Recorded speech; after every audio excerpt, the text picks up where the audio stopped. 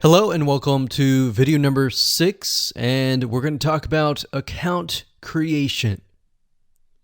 Okay, so obviously in order to set up the IFTTT ring, you need to have accounts for all of your branded social properties. So in other words, you need to have the username and password for Facebook, for Twitter, for all the other social media properties. Now, obviously, if you already have some, then great. You don't have to create those. But for the ones that you do not have, you want to be able to create those. Now, while that does sound very simple, there's a few things that you really need to focus on. So to make sure that you're successfully able to do this without risking your accounts being closed, and that does happen, we're going to cover a few things that you must do with all of your accounts. In fact, some of our accounts have been banned or closed by mistake because it has to be done a certain way. So you need to make sure that you have everything correct. Now, first, you need to have an email address, preferably a Gmail account or an email account that is reliable. And you need to have one email address for that. Typically, you want to have something that is branded as well, because you never know with these social media platforms if they're analyzing every step of the process. Now, most social media accounts we have found require you to have a unique telephone number. So you will need to use either yours or you'll need to get one. If you don't have one and you don't want to use your personal telephone, there are several places to get unique telephone numbers that can be used for both voice and SMS. And the reason why you want to have it for SMS as well is because some of these social media platforms will send you a text message. Now, one in particular that we use is called line2.com. That's line2.com. And of course, there are many out there, but this is just one that we have tested and it works really well. So a lot of times when you create a brand new social media property, an account, you need to have a unique telephone number. Now, the reason for needing a unique telephone number is because most social media platforms, they really want to make sure that you are legitimate, especially nowadays. They have a lot of checks and balances and things that you need to get around to make sure that your account stays open. In fact, recently, Facebook has been on a major crackdown, especially with everything that's been going on in the news. They want to make sure that you are legit and that you are not fake. Another thing is you'll also need to have a short bio, a description about your business, your website URL, a picture that is yours, and a professional, or if you don't have your picture, you can use a professionally royalty-free stock photo. Now, why do you need all this information? Well, the reason why you need all this information is because when it comes to account creation, you are going to need to have every piece of these items in hand to copy and paste over. Obviously, if you outsource this process, it's going to be a lot easier. And with that case, you're definitely going to need these items. And it's just going to make your life a lot easier when you're able to copy and paste and all of that.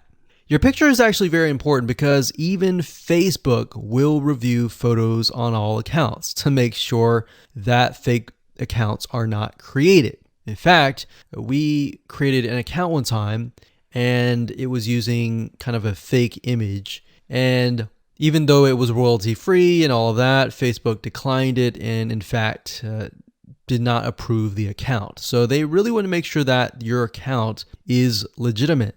Now, it's best if you take all this information and you write it out in an Excel spreadsheet so that you have it in hand, you have the username and passwords of all the social media properties, and you can simply log in and begin to create the accounts. So those are kind of the best practices that we have found over the years in terms of creating accounts. And while some of those seem very basic, the one that really stood out that was really important was making sure that you had that unique telephone number. Hello and welcome back. This is video number 5. We're going to talk about how to automate the ring. Now that you understand how everything is interlinked, how everything is connected, and how you can kind of be creative and make your own ring. So after viewing the previous video, you can imagine how tedious and overwhelming it is to have to maintain the ring, much less get it set up yourself. But lucky for you, there is a way to automate it once you have set things up. It's getting things set up is the tedious process. Now, there's a software platform called IFTTT, and there's another one called Zapier.com that allows you to automate the process of moving content all around your social properties. So you could take a YouTube video and have it pushed to your WordPress site. And by pushed, I mean have it embedded on your WordPress site and then have it shared on your Facebook fan page, your Twitter page, your Instagram, and all of that. So you have essentially what we call triggers that whenever the trigger happens, then something else happens. So what IFTTT stands for is if, then, this, that.